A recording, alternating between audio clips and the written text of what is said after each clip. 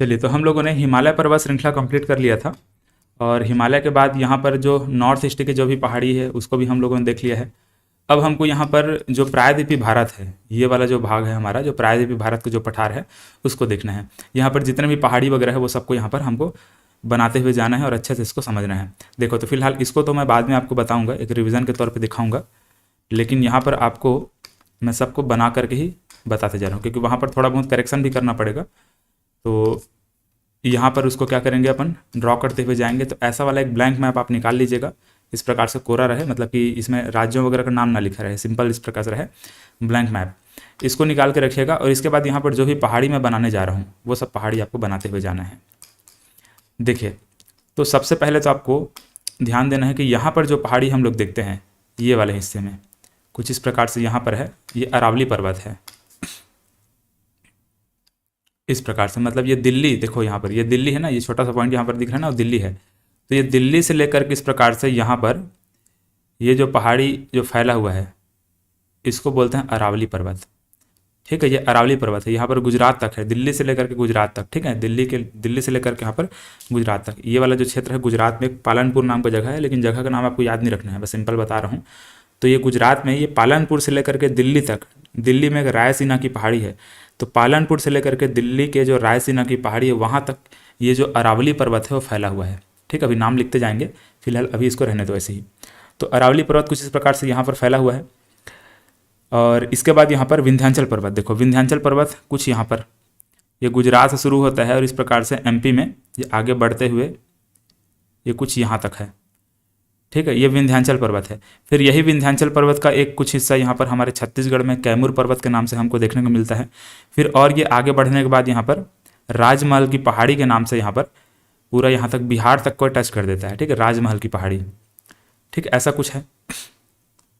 तो देखिए, हम लोगों ने पहले यहाँ पर क्या देखा, ये जो यहाँ पर है इसको बोलते हैं अरावली पर्वत।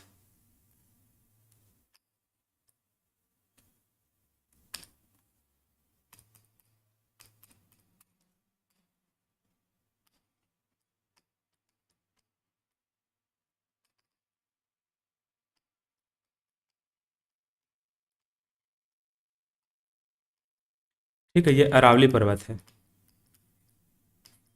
ये ऐसे। यहाँ पर ये जो आपको दिखाई दे रहा है इसको विंध्याचल पर्वत बोलते हैं।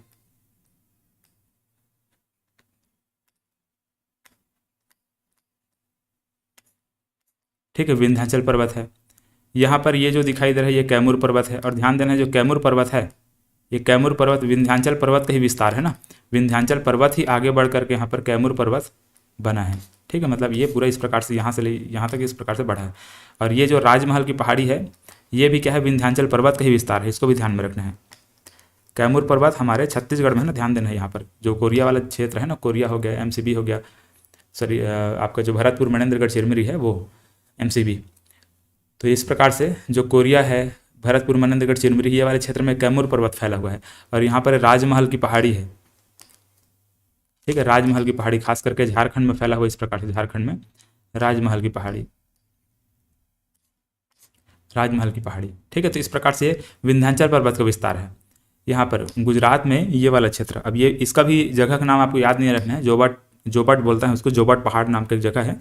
तो जोबट पहाड़ से लेकर के यहाँ पर ये पूरा बिहार में, ठीक है, बिहार में एक जगह है जिसको सासाराम कहा जाता है। तो बिहार में सासाराम तक, ठीक है, मतलब जोबट हिल से लेकर के, जोबट हिल से लेकर के यहाँ पर बिहार तक के, बिहार के जो सासाराम है वहाँ तक ये फैला हुआ है।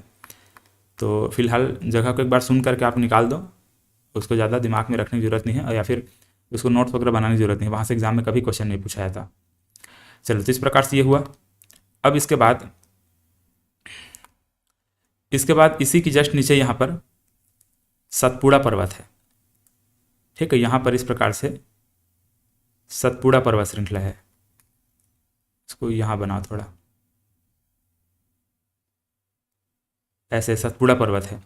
और इसी सतपुड़ा के पास में यहाँ पर महादेव की पहाड़ी है, और इसी के आगे इस प्रकार से यहाँ पर ये वाले क्षेत्र में मैकल पर्वत श्रृंखला है। ठीक, कुछ इस प्रकार से मैकल पर्वत श्रृंखला यहाँ पर देखते हैं। ठीक है, तो यहाँ पर हम लोगों ने क्या क्या देखा, पहले तो ये सतपुड़ा पर्वत,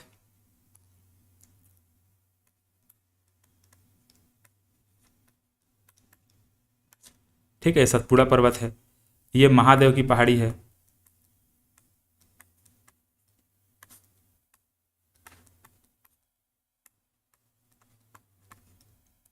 महादेव की पहाड़ी, और ये मैकल पर्वत है।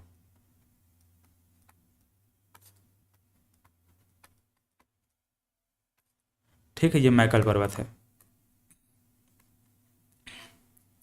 मैकल पर्वत को थोड़ा सा और यहाँ पर फैलाना पड़ेगा, कुछ यहाँ तक ऐसे।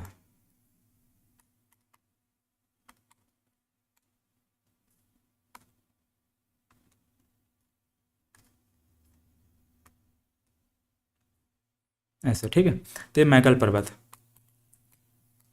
और इसके जस्ट नीचे में हम लोग यहाँ पर फिर अजंता की पहाड़ी वगैरह देखते हैं, है ना, ये वाले क्षेत्र में से अजंता की पहाड़ी है।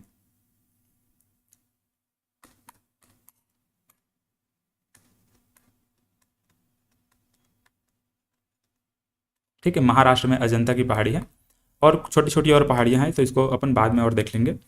चलो, तो इस प्रकार से यहाँ पर ये विंध्याचल पर्वत हम लोग देख लिए, सतपुड़ा पर्वत देख लिए, यहाँ पर अरावली पर्वत देख लिए। अब यहाँ पर नीचे में जो पश्चिमी घाट है और पूर्वी घाट है, इसको बनाना है, पश्चिमी घाट और पूर्वी घाट को।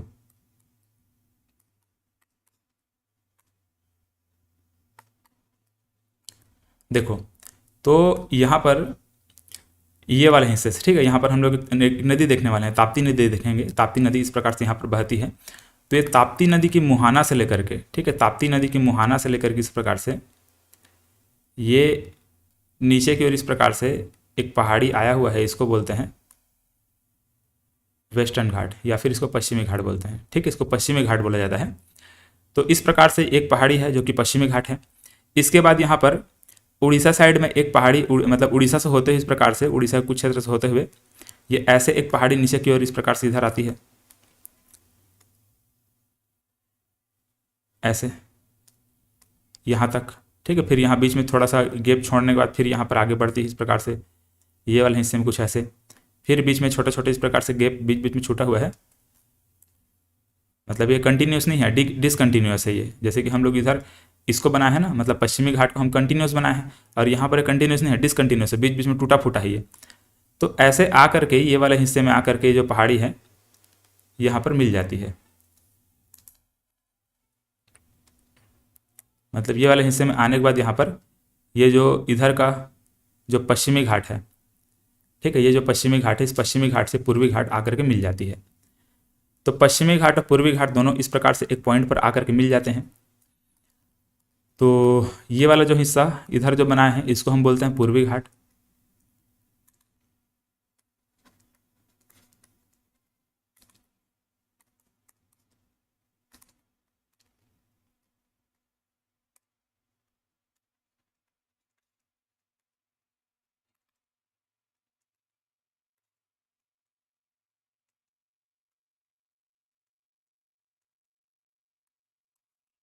है ना, ईस्टर्न घाट भी इसको बोलते हैं।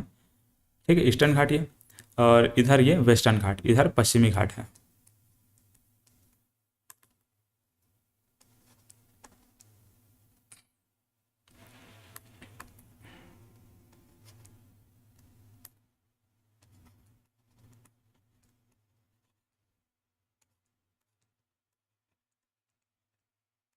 इस प्रकार से तो पूर्वी घाट और पश्चिमी घाट इस प्रकार से हम लोगों ने बना लिया।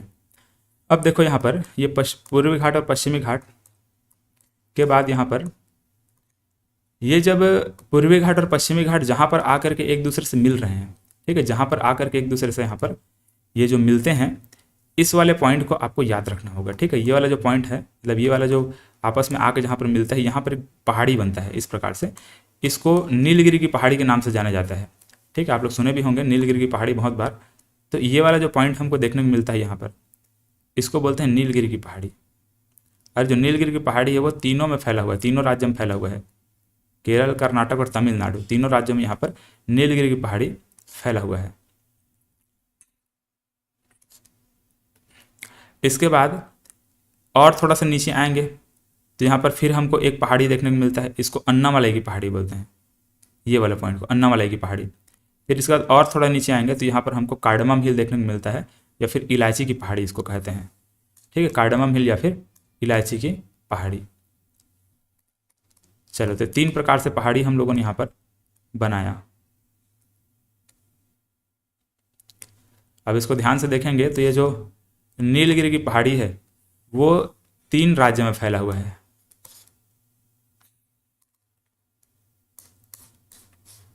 नीलगिरी की पहाड़ी 3 राज्य में फैला हुआ है, मतलब कौन कौन सा? केरल, कर्नाटक और तमिलनाडु।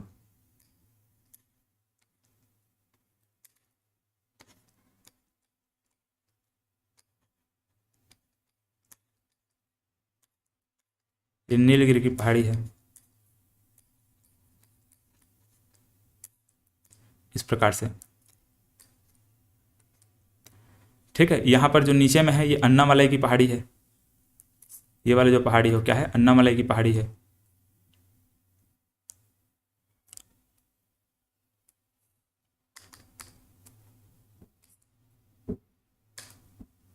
बीच में कुछ और बनाना पड़ेगा, इसलिए मैं थोड़ा सा इसको नीचे कर रहा हूँ।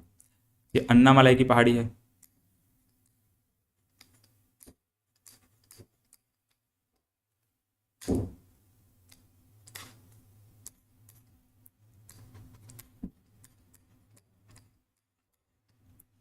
ये ऐसे अन्नामलाई की पहाड़ी। और यहाँ पर ये जो नीचे में है इसको बोलते हैं इलायची की पहाड़ी, या फिर इसको कार्डमम हिल बोलते हैं।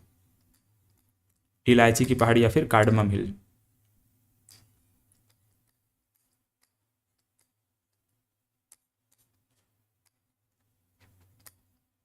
ये ऐसे। ठीक है, तो यहाँ पर 3 पहाड़ी हम लोग देखें। ये जो जहाँ पर ये पश्चिमी घाट और पूर्वी घाट आकर के मिलते हैं उस जगह पर क्या बनता है? नीलगिरी की पहाड़ी बनता है। और नीलगिरी की पहाड़ी आपका इधर से कर्नाटक में भी, इधर से केरल में है और यहाँ से तमिलनाडु में, तीनों राज्यों में फैला हुआ है।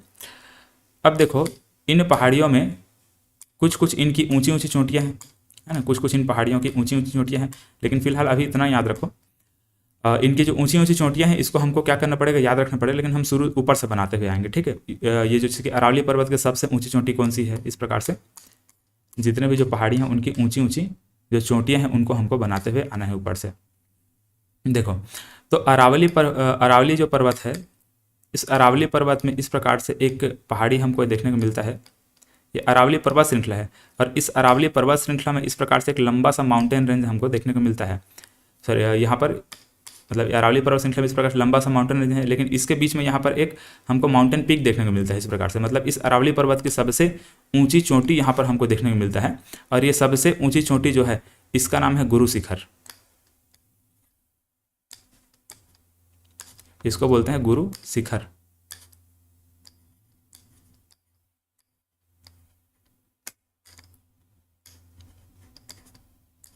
ये ऐसे, इसको याद रखेंगे। यहाँ पर जो माउंट आबू है, ठीक है, यहाँ पर एक माउंट आबू है, इसी माउंट आबू पर ये जो गुरु शिखर है वो स्थित है। ठीक, इस माउंट आबू में क्या है? ये गुरु शिखर स्थित है और इसका ऊंचाई याद रखेंगे 17-22 मीटर इसकी ऊंचाई है। ठीक है, 1722 मीटर क्या है इसकी ऊंचाई है। इसको याद रखना है आपको। ठीक है, बहुत इंपॉर्टेंट है। तो अरावली पर्वत की सबसे ऊंची चोटी अगर आपसे पूछा जाएगा, अरावली पर्वत की सबसे ऊंची चोटी क्या है? गुरु शिखर है। ऊंचाई कितनी है? 1722 मीटर इसकी ऊंचाई है। चलो, इसी प्रकार से यहाँ पर जो विंध्याचल पर्वत है, विंध्याचल पर्वत की सबसे ऊंची चोटी अगर आपसे पूछा जाएगा, इस प्रकार से यहाँ पर भी एक इसकी ऊंची चोटी होगी, तो इसको बोलते हैं सद्भावना शिखर।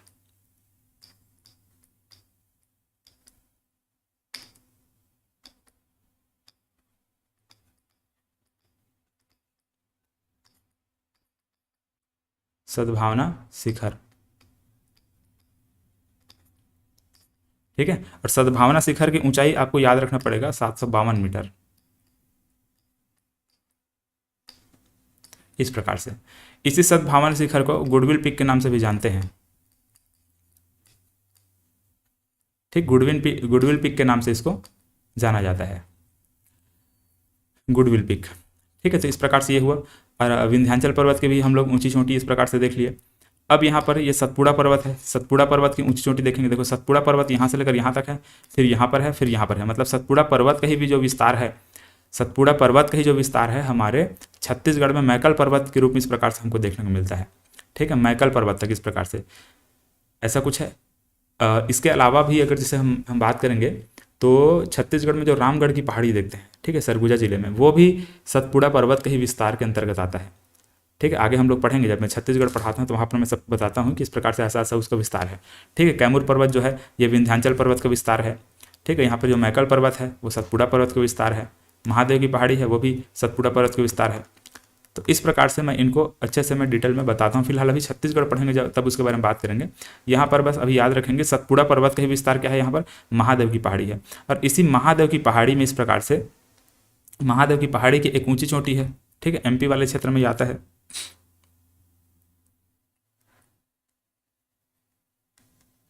ये ऐसे, ठीक है, इसकी जो ऊंची चोटी है इसको बोलते हैं धूपगढ़। ठीक है, इसका नाम क्या है, धूपगढ़ है।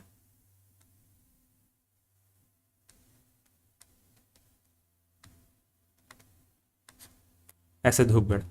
ठीक है, इसका जो ऊंचाई है वो 1350 मीटर है, इतना ऐसे। ठीक है, 1350 मीटर ये धूपगढ़ की ऊंचाई है। चलो, तो ये जितने भी हमको ऊंची ऊंची चोटियां देखना था ऊपर में हम लोगों ने देख लिया। नीचे में यहाँ पर बचा हुआ है उसको देखेंगे अभी। अच्छा, धूपगढ़ किस में है, महादेव की पहाड़ी में, याद रखेंगे। सतपुड़ा पर्वत की सबसे ऊंची चोटी पूछा जाएगा तो धूपगढ़ को लेना है, ये महादेव की पहाड़ी में है। और कितना ऊंचाई, 1350 है। कौन से जिला में है, एमपी में है। अब यहाँ पर देखो, ये जो पश्चिमी घाट और पूर्वी घाट, ठीक है, पश्चिमी घाट और पूर्वी घाट जहाँ पर आकर के मिलते हैं उसको क्या बोलते हैं, नीलगिरी की पहाड़ी बोलते हैं। और थोड़ा सा और नीचे अगर हम आएंगे तो अन्नामलाई की पहाड़ी मिलता है, और नीचे आएंगे तो क्या मिलता है, काड़मा हिल मिलता है, बीच बीच में छोटा छोटा गैप है।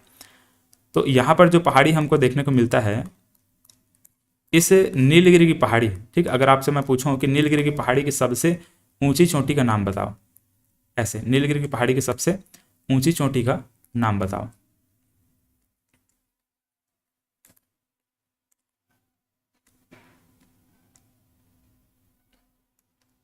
इस प्रकार से नीलगिरी पहाड़ी की कुछ न कुछ एक यहाँ पर एक ऊंची चोटी बनेगी, है ना। तो ये जो ऊंची चोटी है, नीलगिरी की पहाड़ी की सबसे ऊंची चोटी है, इसको बोलते हैं दोदा बेटा,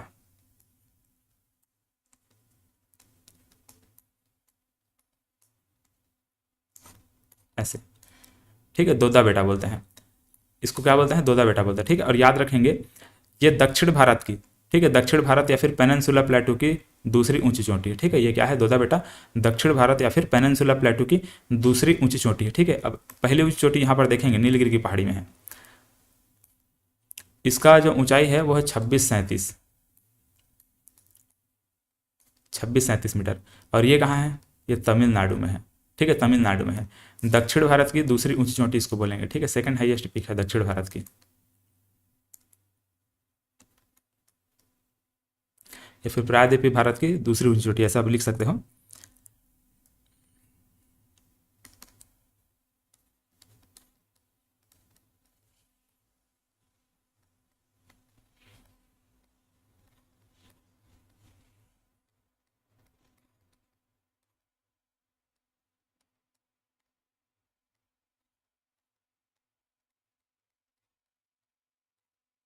इस प्रकार से, ठीक है, दूसरी ऊंची चोटी।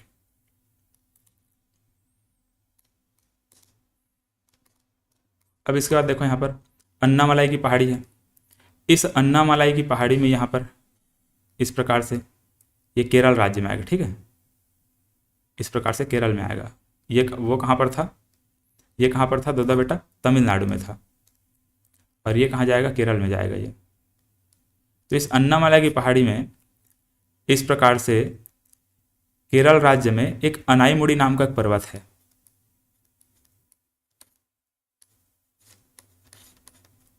ठीक है, अनाईमुड़ी नाम का क्या है, पर्वत है। इस पर्वत की जो ऊंचाई है वो 26-95 मीटर इसकी ऊंचाई है। ठीक है, 26-95। और ये हमारे दक्षिण भारत की सबसे ऊंची चोटी है। ठीक है, या फिर बोलो यहाँ पर अन्नामलाई की जो पहाड़ी है उसकी ऊंची चोटी बोलो, या फिर दक्षिण भारत की सबसे ऊंची चोटी यही कहलाएगी। ठीक है, दक्षिण भारत की सबसे ऊंची चोटी।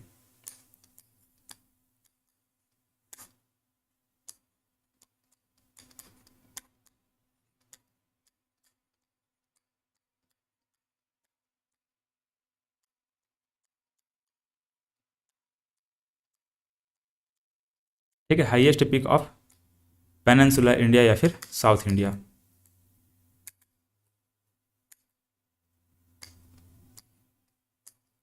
ठीक है, दक्षिण भारत की दूसरी ऊंची चोटी, सॉरी ऊंची चोटी मैंने दूसरा लिख दिया क्या, पहला लिखा। ठीक है, दक्षिण भारत की सबसे ऊंची चोटी है ये, यहाँ पर ये दूसरी ऊंची चोटी। ठीक है, ध्यान में रखेंगे इसको, ऐसा कंफ्यूज नहीं होना है आप लोग को। तो ये दक्षिण भारत की दूसरी ऊंची चोटी है, और ये क्या चीज़ है, दक्षिण भारत की सबसे ऊंची चोटी है। ठीक है, सबसे ऊंची चोटी है ये।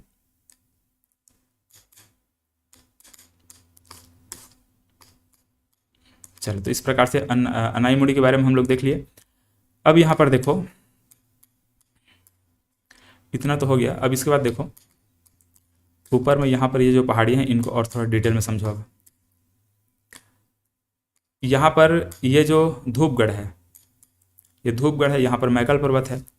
तो मैकल पर्वत से, ठीक है, मैकल पर्वत से यहाँ पर एक अमरकंटक की पहाड़ी, छत्तीसगढ़ के पास में, यहाँ पर देखोगे एमपी में आता है अमरकंटक की पहाड़ी, गौरेला मरवाही के पास में वो है, आप जानते भी होंगे। तो इस अमरकंटक की पहाड़ी से एक नदी निकलती है, इस प्रकार से एक नदी यहाँ से निकलती है और कुछ इधर इस प्रकार से बहते हुए जाती है ये,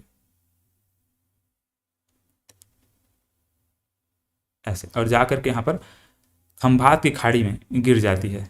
ठीक है, यहाँ पर क्या है, खंभात की खाड़ी है, तो खंभात की खाड़ी में जा करके गिर जाती है, इसको बोलते हैं नर्मदा नदी। ठीक है, इसी प्रकार से ये वाला पॉइंट से है ना, यहाँ पे एक मुल्ताई की पहाड़ी है एमपी में, ये जो महादेव की पहाड़ी है, महादेव की पहाड़ी के ही आसपास में क्या है, मुल्ताई की पहाड़ी। तो मुल्ताई की जो पहाड़ी है, यहाँ से एक नदी निकलती है इस प्रकार से, ये ऐसे, और ये जाकर के गिर जाती है इस प्रकार से, ये भी यहाँ पर इस प्रकार से गिर जाती है। तो यहाँ पर दो पहाड़ी हम लोगों ने देखा, एक यहाँ पर नर्मदा नदी है, सॉरी ये दो नदी हम लोगों ने देखा, एक यहाँ पर नर्मदा नदी ऊपर वाली, और नीचे वाली क्या है, ताप्ती नदी है। ठीक, ऐसे ये ताप्ती नदी है।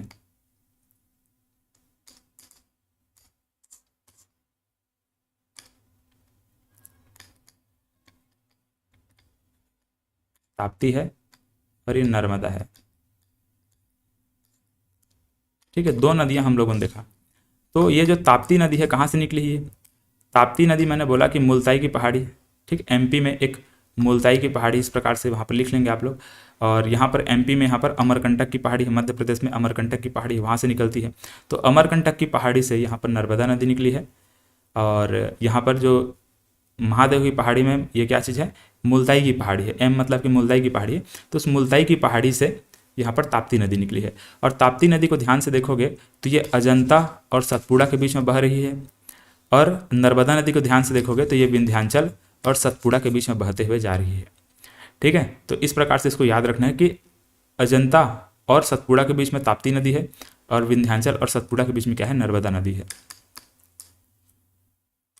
चलिए, अब ये दोनों जो नदी है ना, ये दोनों भ्रंश घाटी में बहती हैं। देखो, भ्रंश घाटी में बहती हैं। और यहाँ पर एक नदी और मैं बताना चाहूँगा, ये वाले हिस्से में जो राजमहल की पहाड़ी है, इसी पहाड़ी के आसपास से ये छोटा नागपुर के पठार वाले क्षेत्र में एक नदी बहते हुए इधर जाती है। ठीक, इस नदी को बोलते हैं दामोदर नदी।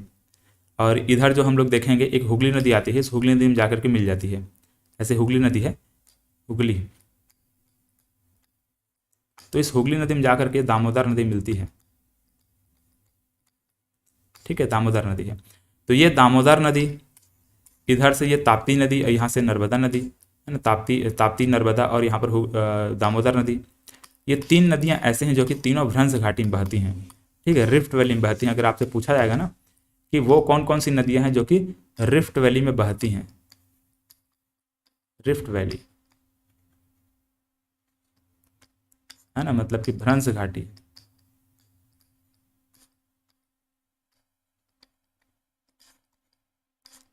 भ्रंश घाटी होता क्या है वैसे, भ्रंश घाटी होता है दो पहाड़ों के बीच में रास्ता, मतलब दो पहाड़ों के बीच में प्रकार से संकरा जगह होता है, उसको भ्रंश घाटी बोल देते हैं। जैसे कि भ्रंश घाटी आप उसको भी नहीं बोलेंगे, ठीक है, देखो उसको भ्रंश घाटी, जैसे कि दो पहाड़ों के बीच में जगह बोल रहा हूँ उसको घाटी, घाटी तो बोलते हैं, लेकिन भ्रंश घाटी इसको बोलेंगे। भ्रंश घाटी जैसे कि क्या होता है, अगर कोई एक प्लेट मानकर चलो इस प्रकार से है, इस प्रकार से कॉन्टिनेंटल प्लेट वगैरह है, ऐसे भारत मतलब पृथ्वी के ऊपरी परत इस प्रकार से है, बीच से अगर उसमें दरार पड़ जाए और हल्का सा खिसक जाए, एक प्लेट इधर खिसक जाए, एक प्लेट इधर खिसक जाए, तो ये कैसे हो जाएगा, ये कुछ इस प्रकार से हो जाएगा, मतलब कि ये बीच में इस प्रकार से क्या हो जाएगा, ऐसे दरार पड़ गया और ये थोड़ा सा इधर खिसक गया है, और ये जो है थोड़ा सा इधर खिसक गया ऐसे, तो बीच में से क्या हो जाएगा, एक गैप बन जाएगा, इसको बोलते हैं भ्रंश घाटी। ठीक है, यहाँ पर जो दो पहाड़ मतलब एक प्लेट ऐसे है, बीच से टूट जाएगा तो साइड साइड में क्या हो जाएगा, मतलब साइड साइड से थोड़ा सा ऊपर उठ जाएगा ऐसे, और बीच में क्या हो जाएगा, गहरा खाई टाइप का बन जाएगा। तो ये वाला जो हिस्सा बने इसको घाटी बोल देते हैं, भ्रंश घाटी बोल देते हैं। तो वैसे ही यहाँ पर हुआ है, ये वाला क्षेत्र जो है, ये वाला हिस्सा, मतलब कि देखो ऊपर में क्या है, विंध्याचल पर्वत है, नीचे में क्या है, सतपुड़ा पर्वत है। इसके बीच में यहाँ पर जो घाटी बना हुआ है उसको भ्रंश घाटी बोल रहे हैं। नर्मदा नदी बह रही है यहाँ पर, और वैसे यहाँ पर नीचे में अजंता है, ऊपर में सतपुड़ा है, इसके बीच में यहाँ पर जो एक घाटी बना हुआ है उसको क्या बोलते हैं, इसको भी भ्रंश घाटी बोलते हैं। यहाँ पर कौन सी नदी बहती है, ताप्ती नदी बहती है। तो यहाँ पर ताप्ती नदी और नर्मदा नदी, ये दो नदियाँ हैं जो कि किसमें बहती हैं, भ्रंश घाटी में बहती हैं। और यहाँ पर ये दामोदर नदी, यहाँ पर जो छोटा नागपुर का पठार है वहाँ पर भी भ्रंश घाटी बनता है। तो उस भ्रंश घाटी में भी, मतलब उस भ्रंश घाटी में वो दामोदर नदी बहती है। तो यहाँ पर कौन कौन सा नदी हम लोग देखें, एक तो नर्मदा नदी देख लिए, भ्रंश घाटी में बहने वाली नदी नर्मदा नदी, और ताप्ती नदी, और कौन सा, दामोदर नदी।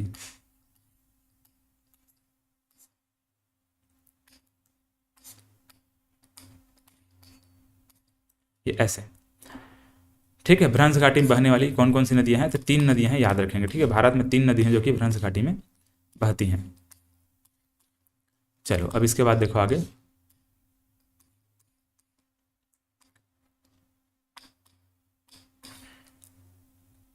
अब यहाँ पर बहुत सारी जो पहाड़ियाँ हैं, है ना, इसके इस प्रकार से इधर है, इधर है, इस प्रकार से बहुत सारी जो छोटी छोटी जो पहाड़ियाँ, छोटी नहीं मतलब कि और जो भी पहाड़ी जो इंपॉर्टेंट है, जैसे कि हम लोगों ने इधर नॉर्थ ईस्ट में देखा ना, उसी प्रकार से यहाँ पर भी बहुत सारी पहाड़ियाँ हैं। तो उनको भी यहाँ पर देखना है, क्योंकि यहाँ से एग्जाम में भी क्वेश्चन, मतलब एग्जाम में क्वेश्चन पूछा जाता है इस वाले क्षेत्र की जो पहाड़ियाँ हैं उन सबसे। जैसे कि यहाँ पर पालनी की पहाड़ी देखेंगे, सेवराय की पहाड़ी देखेंगे, जवादी की पहाड़ी देखेंगे, इस प्रकार से बहुत सारी पहाड़ी वगैरह है, इनसे एग्जाम में प्रश्न बनते हैं, तो उसको हमको देखना है। लेकिन उसको हम क्या करेंगे, अगले क्लास में देखेंगे। इसमें हल्का फुल्का एक बार रिवाइज करवा देता हूँ आपको कि हम लोगों ने अभी तक क्या क्या पढ़ा हुआ है। देखो सबसे पहले मैंने आपको क्या बताया कि यहाँ पर ये अरावली पर्वत है। अरावली पर्वत की सबसे ऊंची चोटी क्या चीज़ है, गुरु शिखर है। अरावली पर्वत यहाँ पर गुजरात से लेकर के दिल्ली तक ये फैला हुआ है। ठीक है, गुजरात में यहाँ पर पालनपुर की पहाड़ी है, पालनपुर की पहाड़ी से लेकर के दिल्ली में जो रायसीना की पहाड़ी है वहाँ तक ये फैला हुआ है, मतलब ये जो अरावली पर्वत है वो। और यहाँ पर जो विंध्याचल पर्वत है, यहाँ पर जोबट पहाड़ है। ठीक है, जोबट पहाड़ से लेकर के पूरा यहाँ तक गुजरात का सासाराम, ठीक है, गुजरात का सासाराम तक यहाँ पर ये फैला हुआ है। ठीक है, राजमहल की ये जो विंध्याचल पर्वत है वो, विंध्याचल पर्वत हमारे छत्तीसगढ़ में कैमूर पर्वत के नाम से जानी जाती है, राजमहल की पहाड़ी के नाम से झारखंड में जानी जाती है। ठीक है, विंध्याचल पर्वत। इसके बाद यहाँ पर सतपुड़ा पर्वत है। सतपुड़ा पर्वत यहाँ पर गुजरात से लेकर के इस प्रकार से एमपी तक यहाँ पर है। और फिर यहाँ पर महादेव की पहाड़ी कहला जाती है, ये जो पहाड़ी है वो। इसके बाद यहाँ पर मैकल पर्वत बन जाती है। ठीक है, मैकल पर्वत यहाँ पर छत्तीसगढ़ वाले क्षेत्र में मैकल पर्वत के नाम से जानते हैं इसको, ये सतपुड़ा पर्वत श्रृंखला को। और उसके नीचे में यहाँ पर अजंता की पहाड़ी है। अब यहाँ पर ये पश्चिमी घाट है। अच्छा, यहाँ पर जैसे कि ये जो हम लोग देखें, ये जो विंध्याचल पर्वत है, विंध्याचल पर्वत की सबसे ऊंची चोटी क्या चीज़ है, सद्भावना शिखर है। 752 मीटर इसकी ऊंचाई है, इसको गुडविल पीक के नाम से भी जानते हैं। यहाँ पर सतपुड़ा पर्वत है। इस सतपुड़ा पर्वत का ही विस्तार यहाँ पर महादेव की पहाड़ी है। इस महादेव की पहाड़ी में धूपगढ़ है, 1350 मीटर इसकी ऊंचाई है। ये सतपुड़ा पर्वत की सबसे ऊंची चोटी है। अब इसके बाद यहाँ पर जो पश्चिमी घाट है, पूर्वी घाट है, दोनों आकर के एक जगह पे मिलते हैं जिसको नीलगिरी की पहाड़ी कहते हैं। और इसी नीलगिरी की पहाड़ी में तमिलनाडु में एक ऊंची चोटी है जिसको बोलते हैं दोदा बेटा। नीलगिरी की पहाड़ी की सबसे ऊंची चोटी क्या चीज़ है, दोदा बेटा है। और दक्षिण भारत की दूसरी ऊंची चोटी आएगा दोदा बेटा। ठीक है, दक्षिण भारत की दूसरी ऊंची चोटी क्या आएगा, दोदा बेटा। और दक्षिण भारत की सबसे ऊंची चोटी आएगा अनाईमुड़ी में, ये जो अनाईमुड़ी है वो। ठीक है, दक्षिण भारत की सबसे ऊंची चोटी मतलब कि, या फिर अन्नामलाई पहाड़ी की सबसे ऊंची चोटी अनाईमुड़ी, या फिर दक्षिण भारत की सबसे ऊंची चोटी अनाईमुड़ी, या फिर प्रायद्वीपीय भारत की सबसे ऊंची चोटी अनाईमुड़ी। ठीक है, 2695 मीटर इसकी ऊंचाई है। और इसका कितना था, 2637 था। ठीक है, तो दोनों को याद रखेंगे ये ऐसे। ठीक है, और यहाँ पर ये कार्डमम हिल है। कार्डमम हिल क्या चीज़ है, ये जो पश्चिमी घाट पूर्वी घाट हम लोग देखे ना, तो पश्चिमी घाट का जो विस्तार यहाँ तक फैला हुआ है, मतलब यहाँ तक आया हुआ है। तो सबसे दक्षिणतम पॉइंट अगर हम बात करेंगे तो कार्डमम हिल को कहा जाता है। सबसे दक्षिणतम बिंदु क्या चीज़ है, ये कार्डमम हिल है।